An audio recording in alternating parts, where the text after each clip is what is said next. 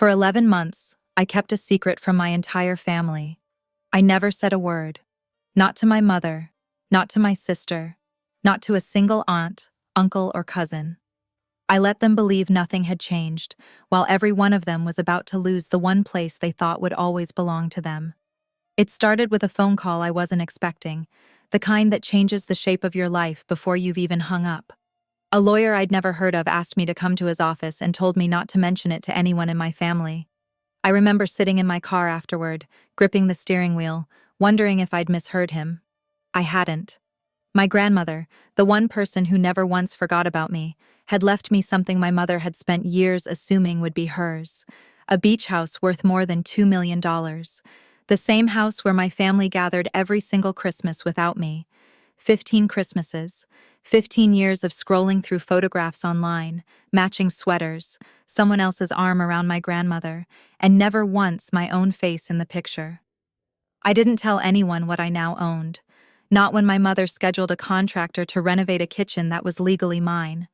Not when my sister posted 47 photos from a birthday party on a deck I now held the deed to. I saved every picture. I kept every invoice. I waited, quietly, patiently, while they used my property, and never once wondered why I wasn't there to stop them. Then Christmas Eve arrived again. 6 cars, 23 relatives, suitcases, casserole dishes, a week's worth of holiday plans, all of it heading toward a front door with a lock that no longer matched their key. They had no idea what was waiting for them on the other side of that door. I did. I'd spent 11 months preparing for this exact moment, and I wasn't about to let it slip past me the way every other holiday had. What I said to my mother on that porch, in front of every relative who had ever pretended I didn't exist, is something none of them will forget. And neither will I. Watching from where? Please comment. My name is Nora, and for 15 years, every Christmas, I sat alone in my apartment, scrolling through pictures of my whole family gathered at my grandmother's beach house, trying to figure out what I had done to be left off the guest list. No one ever explained it.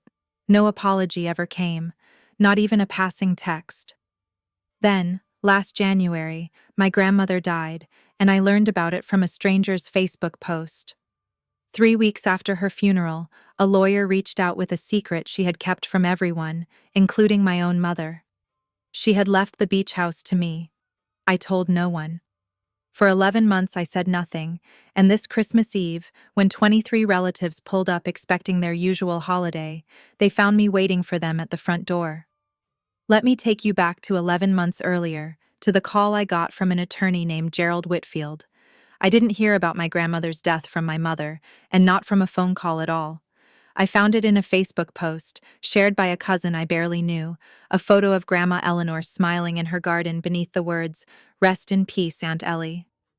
I sat in my apartment in Raleigh, staring at my phone, certain someone would call. Nobody did. The funeral happened 3 days later. I drove 4 hours to get there, and by the time I arrived, the service had already begun. No one had bothered to tell me the start time had moved up. I slipped into the back pew. My mother never turned around. My sister Julia glanced my way once and looked away again, as if I'd wandered into the wrong building entirely. After the burial, I found my mother surrounded by relatives, dabbing her eyes as people offered condolences. "Mom," I said. She looked at me as though I'd interrupted something. "Nora, you made it."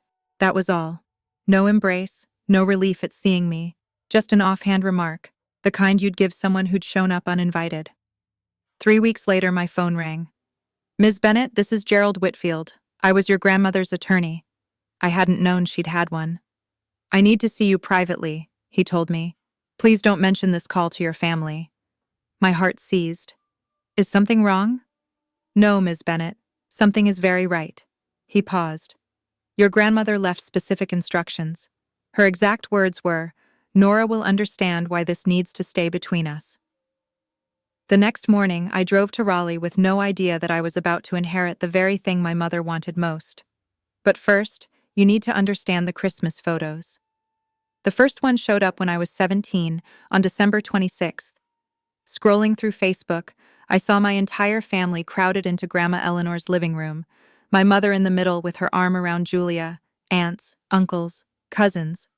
I only ever saw at funerals. 23 people in matching red sweaters, laughing, unwrapping gifts. I wasn't there. I called my mother that night. Mom, why wasn't I invited to Christmas? She sighed like I was overreacting. Oh, honey, we thought you had your college prep retreat. Didn't I mention it? She hadn't. The next year, the excuse was that she assumed I was working. The year after that, the group text must not have gone through. You know you're always welcome, she'd add. Why didn't you just show up? I tried exactly that once, at 23. I drove to the Outer Banks unannounced, thinking that if I simply appeared, they'd have no choice but to let me in. My mother opened the door, and her face drained of color, like she was looking at something that shouldn't exist. Nora? How did you… Behind her, Julia's voice rang out clearly. Did anyone actually invite her? The room went silent. 23 people stared at me as though I'd crashed a private event. My mother recovered and waved me in, but I caught the looks, the murmured conversations that stopped whenever I passed, the way Julia made certain there was no chair left for me at dinner. I left before breakfast the next day and never tried again. For 15 years, I spent every Christmas alone, scrolling through pictures of a family that acted like I had never existed, until Grandma Eleanor changed all of it. To understand why my mother wrote me out of the family, you first have to understand Thomas Bennett, my father. He died when I was 3, so I only have fragments of him. The smell of turpentine, a low voice humming old jazz records, the feeling of being lifted onto his shoulders to touch the clouds. He was a painter and a dreamer, someone who cared more about beauty than about bills. My mother, Carol, married him at 19, young, headstrong, in love against her parents' wishes. Then real life arrived. Thomas couldn't hold steady work. His paintings didn't sell. They squeezed into a one-bedroom apartment with a leaking ceiling and a baby who never slept through the night. When I was 3, he was driving home from a gallery opening, his first real shot at recognition, when a truck ran a red light and killed him instantly. The paintings that never sold while he lived are worth 6 figures today. But my mother didn't want the money. She wanted to forget. 2 years later, she remarried. Walter Mitchell, steady and safe. Julia was born when I was 7, and bit by bit, my mother erased Thomas Bennett from our lives. She never spoke of him, never kept a photograph out. When relatives asked about her first marriage, she'd change the subject. As for me, I have his eyes, an unmistakable blue-gray. Grandma Eleanor was the only one who ever told me the truth. Your mother doesn't hate you, Nora, she said once, when I was crying on her porch after yet another Christmas spent alone. She hates what you remind her of. I didn't understand what she meant back then. I understood completely the day I walked into Gerald Whitfield's office. His office sat in a brick building downtown, the kind of place that smelled like old paper and serious decisions. He was older than I'd pictured, silver-haired, with a handshake that felt like a promise. Thank you for coming, Ms. Bennett, he said, motioning to a leather chair. My hands were trembling as I sat. He slid an envelope across the desk. Your grandmother wanted you to read this before we discuss anything legal. Inside, in her shaky handwriting, was a single page. My dearest Nora, if you're reading this, I'm gone, but before I left, I needed to set something right. You were the only one who never asked me for a thing. You visited every Sunday, not for money, not for the house, just for me. You called simply to hear my voice, sat with me when I was frightened, when I was sick, when I was lonely. Your mother and your sister came around only when they wanted something. You came because you loved me, so I'm leaving you everything. They'll claim I was confused, or that you manipulated me, but I have never thought more clearly in my life. The beach house is yours, all of it. Do with it whatever you choose. Just promise me one thing. Stop making yourself invisible. All my love, Grandma. I looked up at Gerald, eyes stinging. The beach house, I whispered.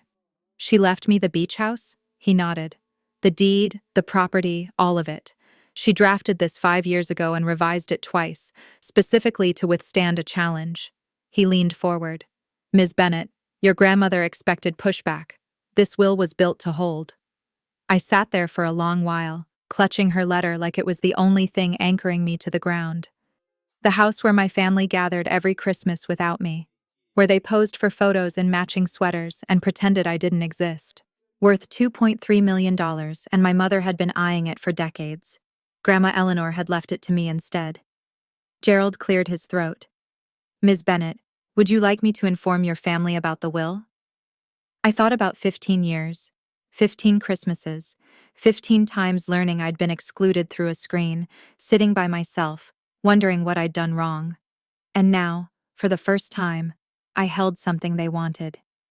No, I said. Not yet. He nodded like he'd expected it. Your grandmother predicted you'd say that.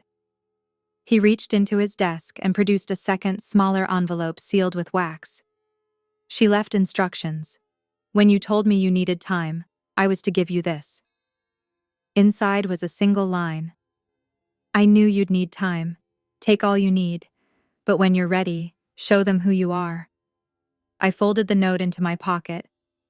Mr. Whitfield, how long does the deed transfer take? About 3 weeks, with your cooperation. And if I want it kept private?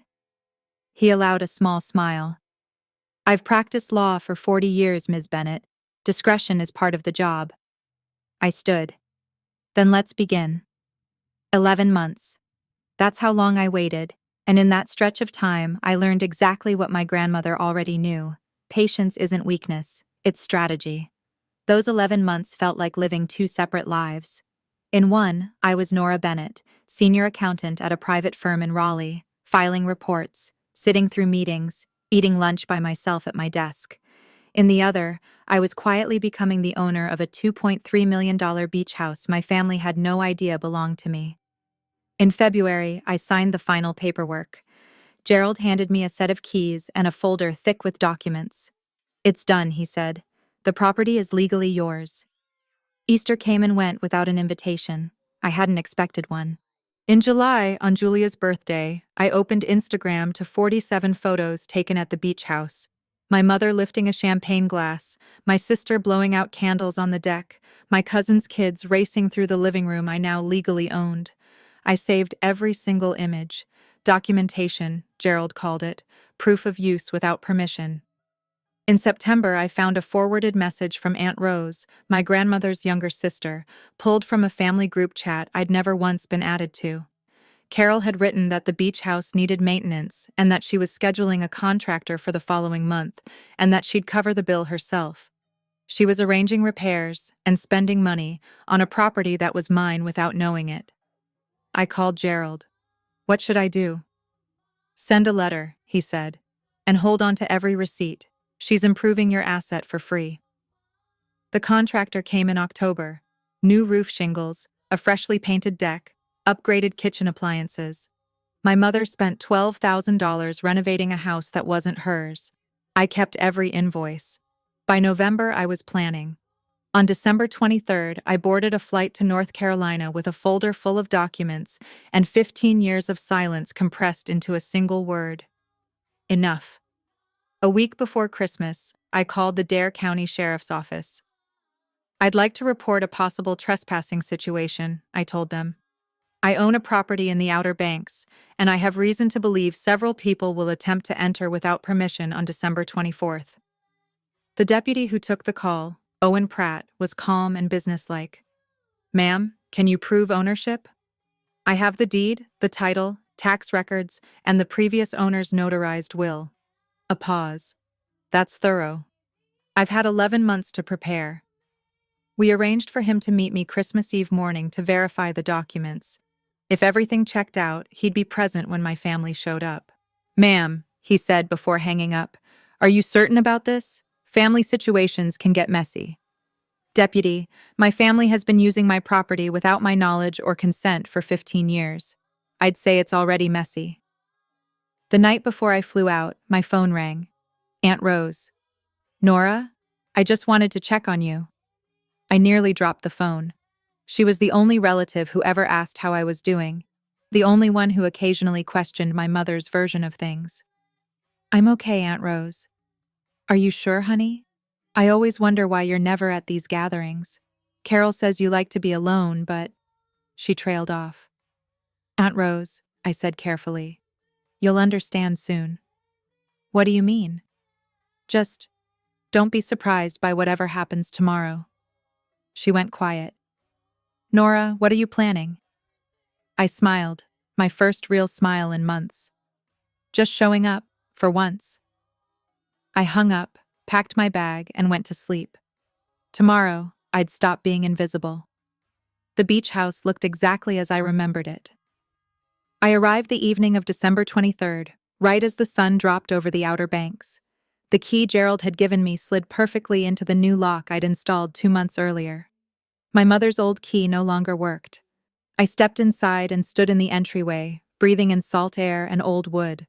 The last time I'd been here, at 23, uninvited and unwanted, I'd left before breakfast. Now every square inch belonged to me. I walked slowly through the rooms, the living room with its stone fireplace, the kitchen my mother had just renovated with what was, technically, my money, the upstairs bedrooms holding memories of Christmases I'd only ever seen in photographs. On the mantel, I found what I was looking for, a framed photo from 3 years back, 23 people in matching red sweaters, Grandma Eleanor seated in the middle looking tired but happy. I wasn't in it. I never had been. I studied it. My mother at Grandma's right shoulder, hand possessively on her arm, Julia on the left holding her daughter, every inch of space filled with relatives. No room for me. There never had been. I set it back down on the coffee table. Tomorrow they'd see it and remember exactly where they were standing when everything shifted. In Grandma's old bedroom, I found a smaller frame I'd never seen before. A photo of the two of us, taken 6 months before she died, sitting right here on this porch, laughing at something I couldn't recall. She'd kept it by her bed, hidden from everyone else. I placed it on the center of the mantel. Tomorrow, I wouldn't be invisible anymore. Christmas Eve morning, 7 o'clock. I woke in Grandma's bed, my bed now, to the sound of waves outside the window. For a moment I forgot where I was, and then I remembered what day it was. I showered and stood in front of the small bag I'd brought from Raleigh. Documents, toiletries, and one outfit chosen specifically for this, a deep burgundy cashmere sweater, Grandma's favorite color. She always said red was for people who refused to disappear. I put it on, applied a light touch of makeup and the same shade of red lipstick she used to wear. Looking in the mirror, I didn't see the woman who'd been erased for 15 years. I saw someone ready. At 8:30, my phone rang. Ms. Bennett, Deputy Pratt, I'm on my way. Thank you, Deputy. I'll have everything ready.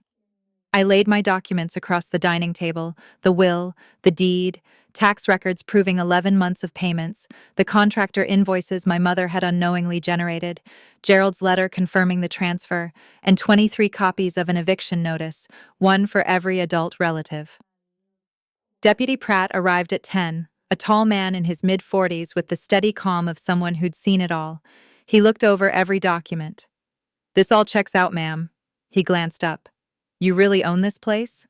I really do. And your family has no idea? They will in about 2 hours. He nodded slowly. I'll be here when they arrive. But ma'am, are you certain? Once this starts, there's no walking it back. I thought of 15 Christmases, 15 years of being forgotten. I've never been more certain of anything. He handed my papers back. Then let's wait. At 11:47, I watched the first car turn onto the gravel road from the upstairs window. Deputy Pratt waited in his patrol car, tucked behind a stand of trees at the property's edge. My mother's silver SUV led the way, followed by Julia's white Range Rover, then Walter's black sedan, then car after car after car. Aunts, uncles, cousins, spouses, children. 6 vehicles, 23 people, plus luggage, decorations, and enough food for an army. They spilled out like they owned the place, because they believed they did. My mother strode toward the front door in a cream coat and pearls, keys jangling, carrying herself like she owned every inch of ground beneath her. Julia trailed behind, directing her husband to carry the big suitcases to the master bedroom. Mom and Dad always take that room. My room now. The children ran ahead, shouting about the beach, about presents, about everything they planned to do in Grandma Eleanor's house. Not her house anymore. Behind them all, almost unnoticed, Deputy Pratt's patrol car rolled slowly out of hiding and eased toward the driveway. No one noticed. They were too busy unloading and chattering and claiming their spaces.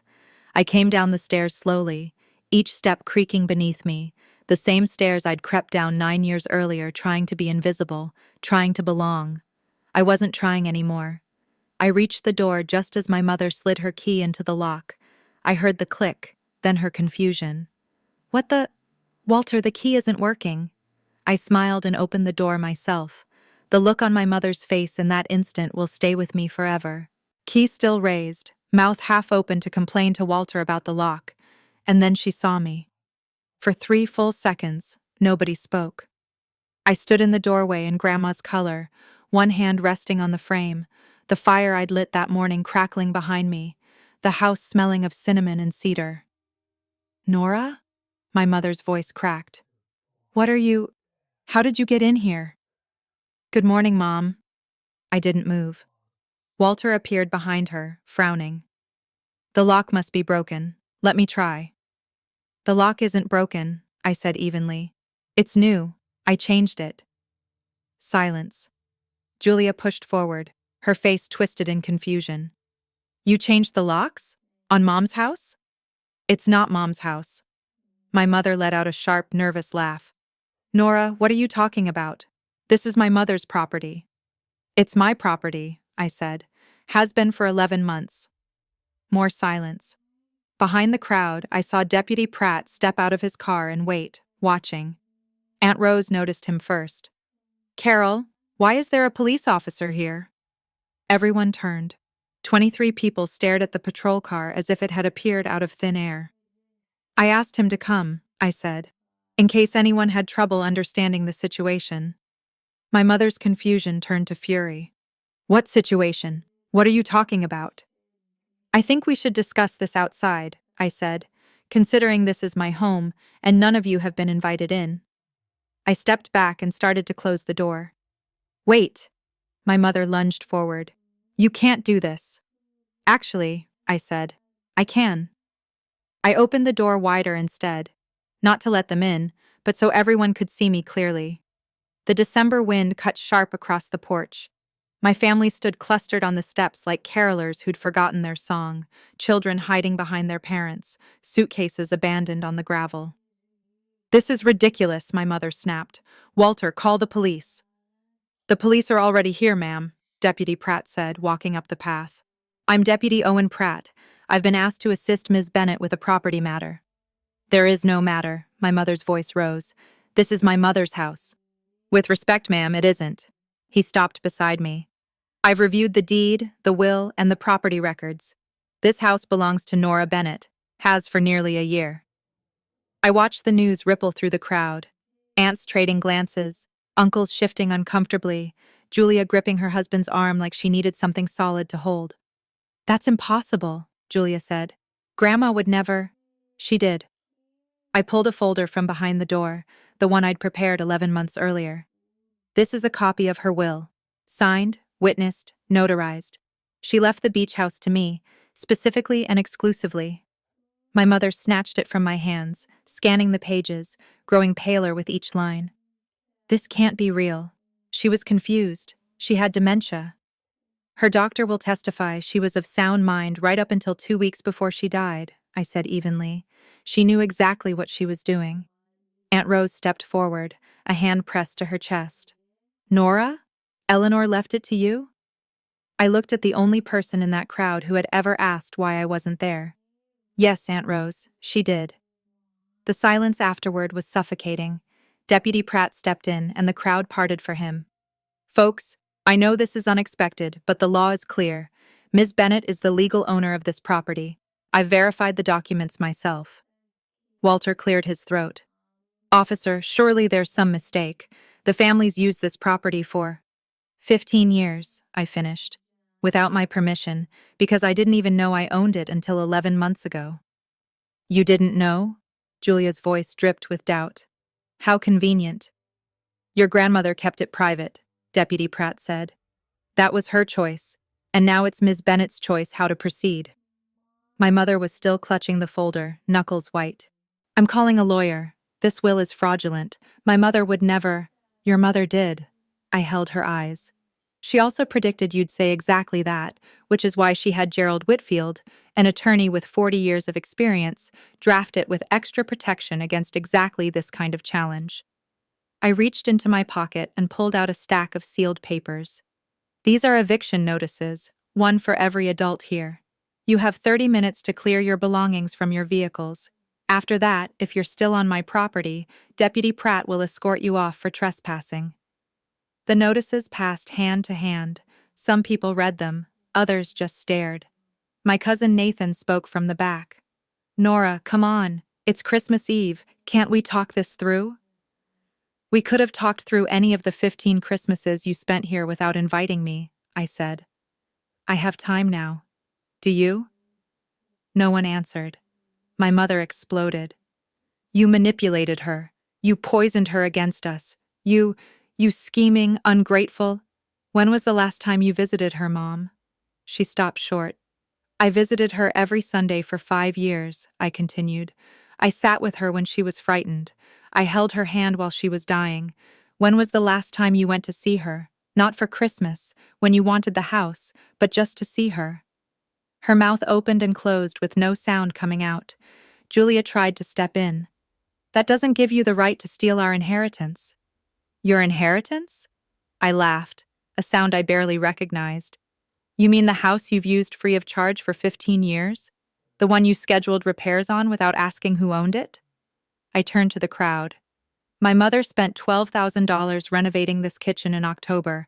She never asked me because she didn't even know she should. She assumed she owned something that was never hers. Aunt Rosa's voice cut through. Carol, when was the last time you invited Nora to Christmas? The question hung there. My mother spun toward her sister. That's not... She never wanted to come. She likes being alone. I didn't want to come? I kept my voice level.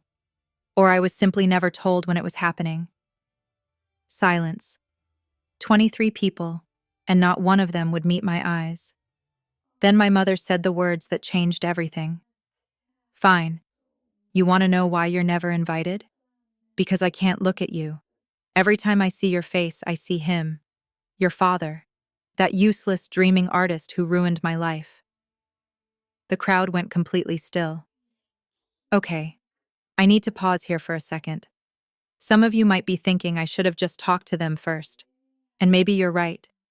But here's my question.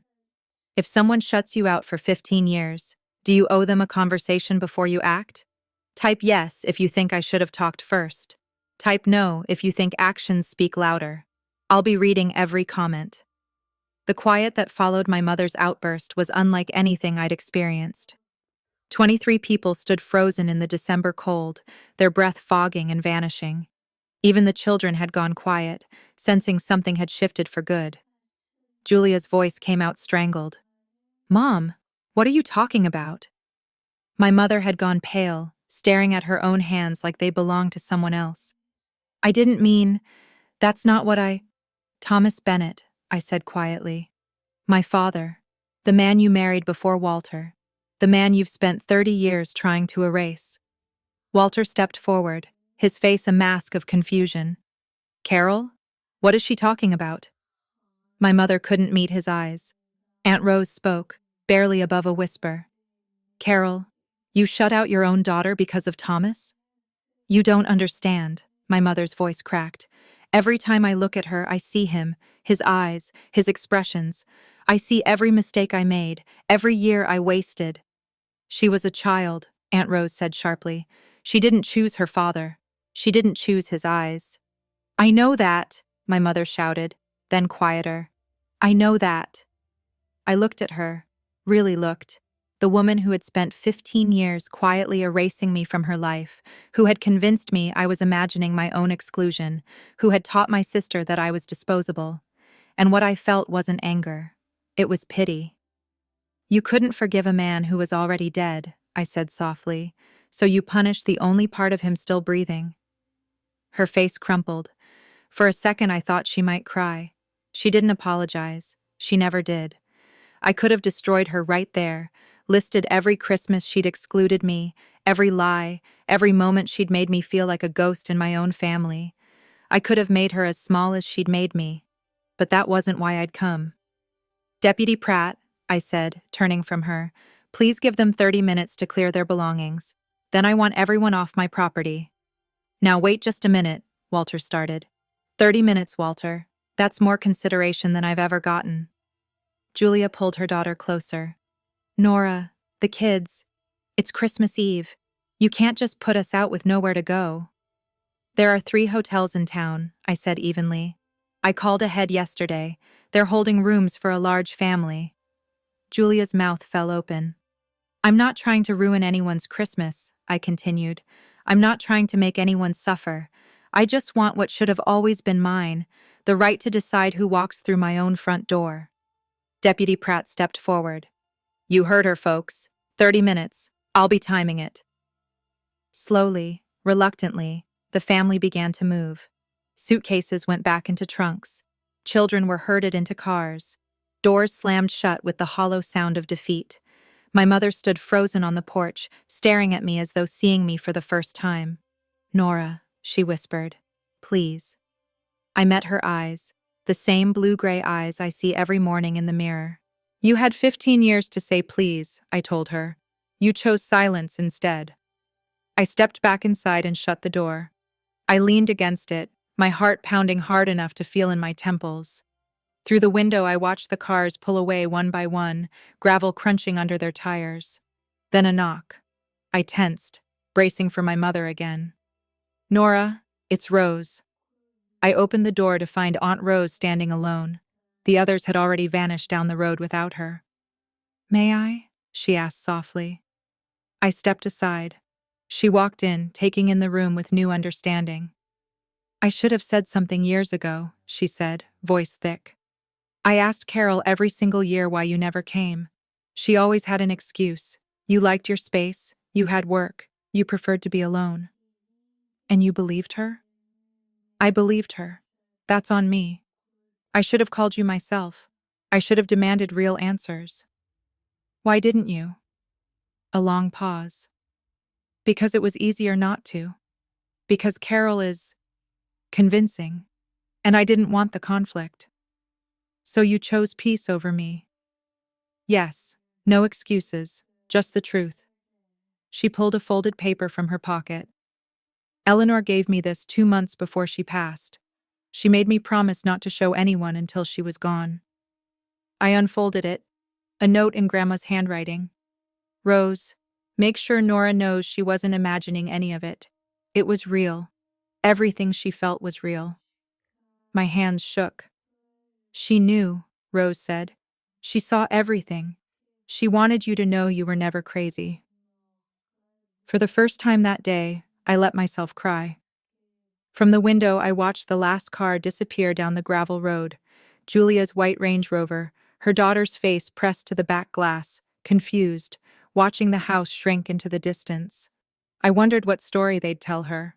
Probably that Aunt Nora was cruel, that she'd stolen the house, that she was the villain of the family. It didn't matter anymore. Walter's car paused before pulling out. He lowered his window. Nora, he said, his voice tired. I'm sorry. For everything. I studied the man who'd been my stepfather for 27 years, who'd watched my mother erase me and never once said a word. That's a start, Walter. But sorry doesn't undo 15 years. He nodded like he'd expected that. I should have done more. Yes, you should have. He rolled up his window and drove off. My mother never looked back, sat rigid in the passenger seat, staring straight ahead as they turned onto the main road. Deputy Pratt walked up beside me. That took courage, ma'am. Did it? I shook my head. It took 11 months of planning and a folder full of paperwork. That's not courage, that's preparation. He smiled slightly. Sometimes they're the same thing. He shook my hand. Call if you need anything else. Thank you, Deputy, for being here. Just doing my job. He tipped his hat and returned to his car. I stood alone on the porch of my grandmother's house, my house, and listened to the waves. 6 SUVs, 23 relatives, 15 years of being forgotten. All of it, Finally, over. Aunt Rose stayed another hour. We didn't talk much. She made tea with the kettle my mother had unwittingly bought, and we sat by the fire watching the flames. "Call me later," she said as she finally rose to leave. "I will." She hugged me, a real hug, nothing like the performative ones I'd grown used to at the rare family events I'd attended. Then she left, and I was truly alone for the first time since I'd arrived. I wandered through the house slowly. Every room felt different now, no longer haunted by exclusion, but quiet with possibility, mine to fill or leave empty however I chose. In the living room, the photo from 3 years earlier still sat on the coffee table, 23 faces in matching red sweaters, Grandma Eleanor at the center. I picked it up, studied it once more, then turned it face down in a drawer. On the mantel, my photo with Grandma stayed put, the two of us laughing on the porch, the only picture in that entire house that included me. "I did it," I said aloud to the empty room, to her. "I finally showed up." The fire crackled, the waves rolled outside. The house seemed to settle around me like it was exhaling. I sank into Grandma's old chair, my chair now, and let myself feel everything I'd been holding back. The anger, the grief, the strange hollow ache of winning a fight I never should have had to fight in the first place. I cried, not the composed tears I'd allowed myself in Gerald's office, but the real kind, the kind I'd been saving up for 15 years. When I finished, the sun was setting over the water. I was alone. But for the first time, being alone felt like something I'd chosen. The messages started 3 days after Christmas. My phone, silent through most of the holiday, suddenly lit up with notifications. Group texts I'd never once been added to, now suddenly including me, now that I'd made myself impossible to ignore. Some were angry. "Cousin Nathan, what you did was cruel. It's Christmas. You could have handled this differently." "Aunt Louise, my mother's sister. Eleanor would be ashamed of how you treated your family." "Julia, I hope you're happy destroying our traditions. Grandma would be rolling in her grave." I didn't respond to any of those. But other messages came too, unexpected ones. Uncle Gary, who'd always seemed like background noise at family gatherings. "Nora, I didn't know you weren't being invited. I always assumed you just didn't want to come. I'm sorry." Cousin Claire, "I asked my mom once why you were never there. She said you had your own thing going on. I should have reached out. I'm sorry." Another cousin, one I barely remembered, wrote, "I just found out Carol told everyone you preferred celebrating alone. That wasn't true, was it?" No, it wasn't. In those 3 days, I learned something. For 15 years, my mother had controlled the story. She told everyone I was private, independent, that isolation was my choice, and they believed her because believing her was easier than asking questions. Now that the truth was out, a few of them were starting to look back and notice the gaps. Not all of them. Some would never believe anything but that I was the villain. But some. Aunt Rose called every day, just to check in, just to talk. It was more contact than I'd had from family in years, and for now, it was enough. Walter called on New Year's Eve. I almost let it go to voicemail, but something made me answer. "Nora." His voice sounded older, tired. "Thank you for picking up." I waited. "I need you to know something," he said, "about the past 15 years. I didn't understand the full extent. I knew Carol found it hard to be around you sometimes. I didn't realize she was actively cutting you out."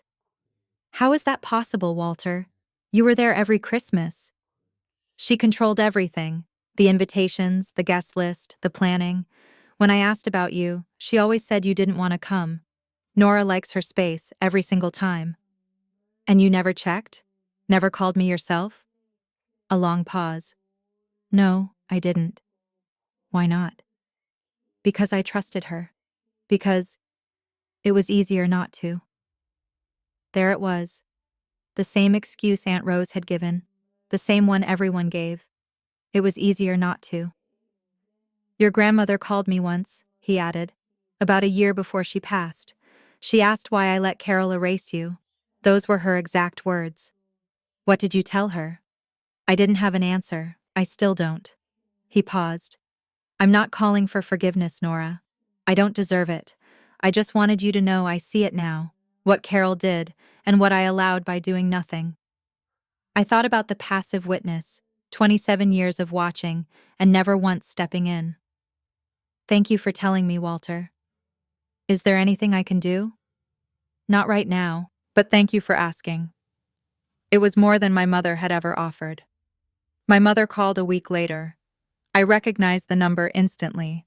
The same one that had never called on a birthday, never texted on a holiday, never reached out in 15 years unless she wanted something.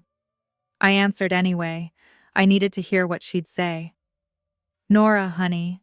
Her voice was honeyed, careful, the tone she used when she wanted something. I think we've had a terrible misunderstanding. Have we? The holidays get so stressful. People say things they don't mean. I'm sure we can work this out. Work what out exactly? The house, of course. Her tone sharpened slightly beneath the sweetness. It means so much to the whole family. Maybe we could arrange some kind of shared ownership. I could handle the maintenance and… No. Silence. Excuse me? No, Mom. I'm not sharing ownership. I'm not arranging maintenance schedules. This is my house. Grandma left it to me. Your grandmother wasn't thinking clearly. The lawyers reviewed this for 11 months. The will is airtight. It's over. Her voice dropped the sweetness entirely. You're being unreasonable. I'm being clear. There's a difference. I'm still your mother, Nora.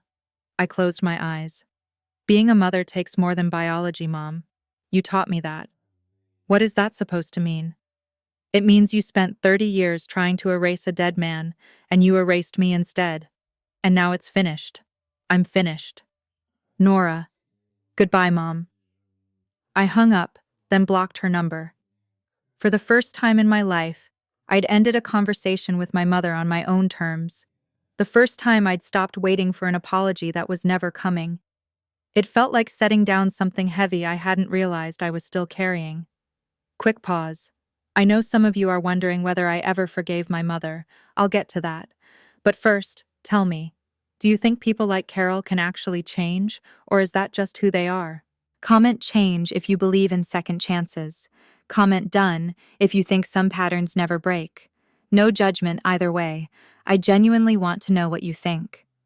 Back to the story. In February, I asked my company about working remotely. They agreed, partly because I was good at my job, partly because flexible arrangements had become normal by then. I packed up my apartment in Raleigh, loaded the car, and drove back to the Outer Banks. The beach house was waiting. I spent the first week settling in, moving furniture, painting the bedroom a soft gray blue, turning the space into mine instead of a museum for family memories I'd never been part of. One afternoon, cleaning out a closet in Grandma's old office, I found a box I hadn't noticed before. Dozens of letters written to various relatives but never sent, most of them ordinary, thank you notes and birthday wishes and complaints about the weather. At the bottom sat an envelope with my name on it. For Nora, when she's ready. Inside was a single page. My dearest granddaughter, you don't need their approval to have value.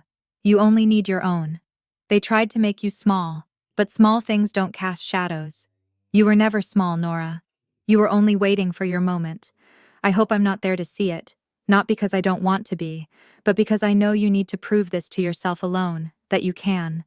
When it's over, remember, living well isn't revenge. It's simply the truth. I love you. I always have. Grandma Eleanor.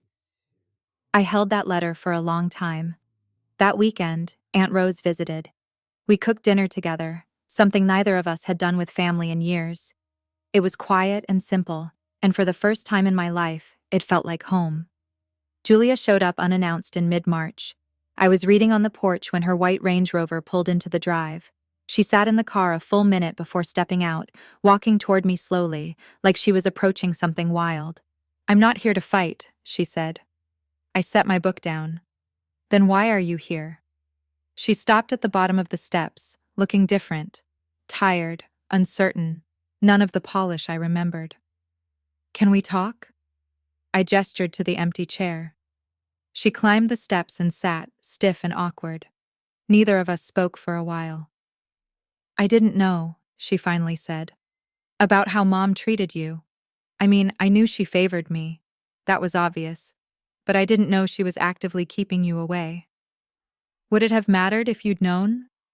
She flinched, then said quietly, I don't know. That's the honest answer.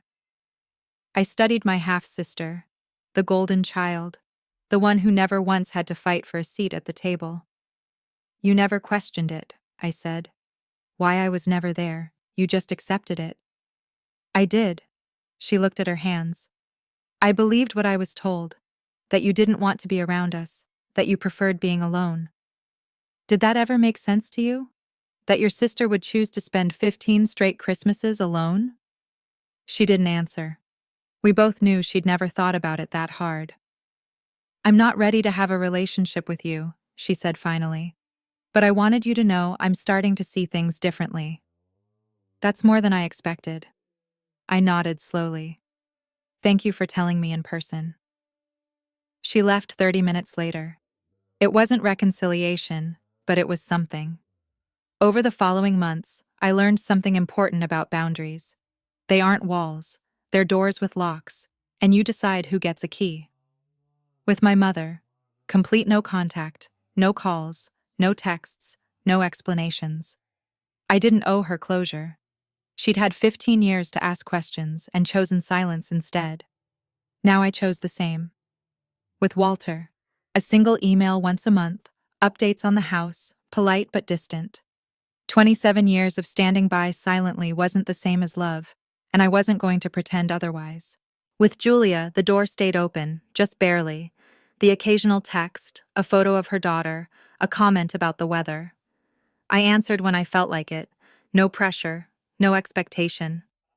With the rest of the family, it varied. The ones who'd reached out to apologize got a response. The ones who'd defended my mother got silence. I wasn't keeping score, but I was paying attention.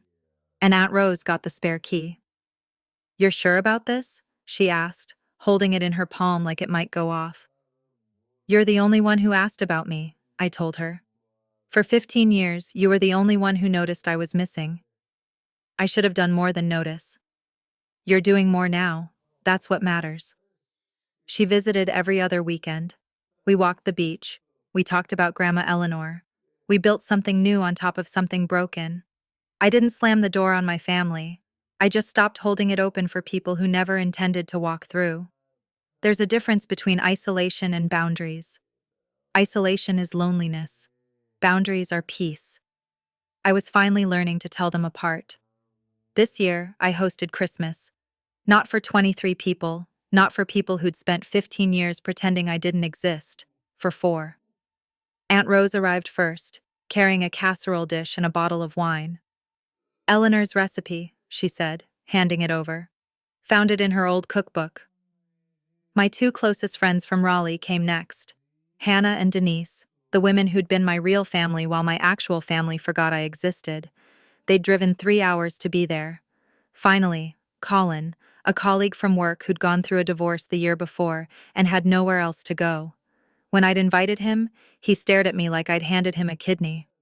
You barely know me, he said. I know what it's like to be alone on Christmas, I told him. Nobody should feel that way if they don't have to. So there we were, 4 people around a table built for 12, a fire crackling, candles lit, the smell of Grandma Eleanor's recipe filling the house. On the mantel sat her photo, the 2 of us laughing together, the only picture in that house that had ever included me. Aunt Rose raised her glass. To Eleanor, and to the granddaughter who reminded us what family actually means. We clinked glasses. Outside, waves broke against the shore. Inside, conversation moved easily. No walking on eggshells, no watching what I said, no feeling like an intruder in my own life. I looked around the table at people who had chosen to be there, who wanted me there. Thank you, I said quietly, for coming. Hannah squeezed my hand. Thank you for having us. This place is beautiful. It was, and for the first time, I felt like I belonged in it. After everyone went to bed, I slipped out onto the porch. The December air was cold and sharp with salt, stars scattered overhead like spilled sugar, a foghorn sounding somewhere in the distance. I settled into Grandma's old rocking chair, my chair now, and let myself think about the past year, about the 15 years before it, about the woman I used to be and the woman I'd become. I used to believe forgiveness meant pretending nothing had happened, that being the bigger person meant swallowing your pain and smiling through it. I don't believe that anymore. Some things can't be forgiven, not because you're bitter, but because forgiveness requires acknowledgement, remorse, and change, and some people will never offer any of those. My mother had called 3 more times since I blocked her, each from a different number, each with a different tactic: anger, guilt, bargaining, never once an apology. I didn't hate her. That surprised me. I thought I would after everything. But hate takes energy, takes up space in your head and your heart, and I'd already given her more than enough of both. What I felt now was something quieter. Pity mixed with acceptance. She was who she was. She'd made her choices. Now I was making mine. Boundaries aren't punishment. They're protection, choosing where your energy goes. I'd spent 32 years trying to earn a seat at a table that never wanted me. Now I had my own table. Smaller, quieter, but everyone at it had chosen to be there. No obligations, no resentment, no ghosts. I rocked slowly, listening to the waves. For the first time in my life, I wasn't waiting for anything. I was just there. On Christmas morning, while clearing dishes from the night before, I noticed something tucked behind Grandma's photo on the mantel. A cream-colored envelope with my name written across the front, and beneath it, "To be read on your first Christmas as owner." My hands shook as I opened it. My dearest Nora, if you're reading this, it means you did it. You stopped being invisible. I wish I could be there to see it. I spent years watching your mother try to erase you, and it broke my heart. I should have said something sooner. I should have fought harder. But Carol is my daughter, and I kept hoping, foolishly, that she would change. She didn't, and I'm sorry for that. I left you this house because you earned it. Not through manipulation, whatever they'll claim, but through love. Simple, patient love that never asked for anything back. You have your father's eyes, Nora. Did I ever tell you that? Thomas was a good man. Impractical, yes. A dreamer, certainly. But good. Your mother never could see that. She only saw what loving him had cost her. You inherited his eyes and his heart, and his gift for noticing beauty other people overlook. They say living well is the best revenge. Living honestly is even better. Be true, Nora. Be exactly who you are. Don't let anyone make you small again. I love you. I'm proud of you. And wherever I am, I'm watching. Your grandmother. I pressed the letter to my chest and closed my eyes. Thank you, I whispered to the empty room. The fire crackled, the waves rolled outside, and somewhere, I knew, she heard me. Before I close this out, I want to share a few thoughts on everything that happened. Not to excuse anyone, but to understand it. My mother isn't a monster. It would honestly be simpler if she were. If I could just call her evil and move on, but people are more complicated than that. Here's what I've come to believe. Carol married my father at 19. Young, idealistic, sure love would carry them through anything. When reality hit, the poverty, the instability, the death, she couldn't process the grief, so she turned it into shame instead. In her mind, loving Thomas became her greatest mistake, and I became living proof of it. Every time she looked at my eyes, she wasn't seeing her daughter, she was seeing her own failure. None of that excuses what she did. Nothing excuses 15 years of deliberate exclusion, gaslighting, and abandonment. But it explains it, and understanding it finally let go of the question that had haunted me for decades. What did I do wrong? The answer is nothing. I did nothing wrong. I was simply unlucky enough to be born with the wrong man's eyes. As for me, my weakness was patience without limits, kindness with no boundaries attached. I spent 15 years believing that if I just stayed quiet enough, good enough, undemanding enough, they would eventually see me. They never did, because some people don't want to see you, and no amount of shrinking yourself will change that. The lesson is simple. Don't water dead plants. Don't knock on doors that were never going to open. Don't beg for a seat at a table where you were never wanted. Build your own table instead. That's exactly what I'm doing now, one day at a time. Thank you for staying with me until the end. If this story touched something in you, leave a comment. Have you ever felt invisible in your own family? What did you do about it? If this one stayed with you, there's another story waiting in the description about a woman who gave her family everything until the day she gave them nothing at all. Click it, and I'll see you there. I'll see.